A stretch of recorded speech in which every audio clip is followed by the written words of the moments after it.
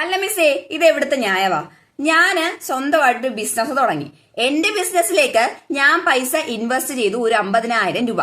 എന്നിട്ട് ആ അക്കൗണ്ടിന് എഴുതി വെച്ചേക്കുന്ന entry cash contact to capital 50,000 എന്ന് പറഞ്ഞ ഈ ക്യാപിറ്റൽ എന്തിനാ കൊണ്ട് ക്രെഡിറ്റ് സൈഡ് ഇട്ട് വെച്ചേക്കുന്നത്? ഓക്കെ, ഇത് നമ്മുടെ ഈ അക്കൗണ്ട്സിന്റെ ആദ്യ കാലഘട്ടങ്ങൾ, അക്കൗണ്ട്സ് പഠിക്കുന്ന ആദ്യ കാലഘട്ടങ്ങളിൽ നമ്മുടെ കുട്ടികൾക്ക് തോന്നുന്നൊരു ഡൗട്ടാ.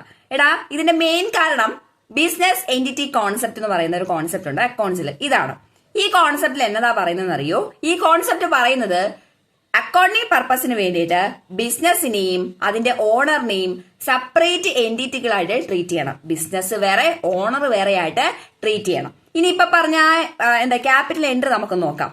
ഇപ്പൊ സപ്പോസ് ഞാൻ എന്റെ ബിസിനസ്സിലേക്ക് 50,000 രൂപ ഇൻവെസ്റ്റ് ചെയ്തെന്ന് പറയുവാണെങ്കിൽ അക്കൗണ്ട്സിന്റെ ടേമിൽ വരുമ്പോ ഞാൻ സെപ്പറേറ്റ് ഒരു എന്റിറ്റിയും എന്റെ ബിസിനസ് സെപ്പറേറ്റ് ഒരു എന്റിറ്റി ആയിരിക്കും.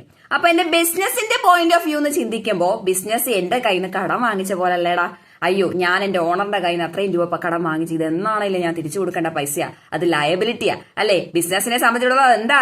ലയബിലിറ്റിയാ. ഓണർ ഇൻവെസ്റ്റ് ചെയ്ത പൈസ, ദാറ്റ് മീൻസ് ക്യാപിറ്റൽ. ക്യാപിറ്റൽ എന്താണ്? ലയബിലിറ്റിയാണ്. ഒരു ലയബിലിറ്റി അവിടെ കൂടുകയാണ് ചെയ്തത്. ഒരു ലയബിലിറ്റി കൂടിക്കഴിഞ്ഞാൽ എന്ത് ചെയ്യണം? ക്രെഡിറ്റ് ചെയ്യണം. ഇനി പൈസയുടെ രൂപത്തിലാണ്, ക്യാഷോ ബാങ്കിന്റെയോ രൂപത്തിലാണ് ഈ ക്യാപിറ്റൽ എങ്ങോട്ട് ചെന്നത്? ബിസിനസ്സിലേക്ക് ചെന്നത്.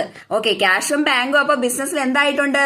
കൂടിയിട്ടുണ്ട്. അപ്പൊ ഒരു ക്യാഷോ ബാങ്കോ എന്ന് പറയുന്ന അസറ്റാണ്. അസറ്റ് കൂടി കഴിഞ്ഞാൽ എന്ത് ചെയ്യണം? ഡെബിറ്റ് ചെയ്യണം. അതുകൊണ്ടാണ് ഓണർ പൈസ ക്യാപിറ്റൽ ഇൻട്രൊഡ്യൂസ് ചെയ്യുമ്പോൾ entry cash account to capital എന്ന് വരുന്നത്. അടുത്ത വീഡിയോയില് നമുക്ക് ഇതിനെക്കുറിച്ച് വിശദമായിട്ട് പഠിക്കാം.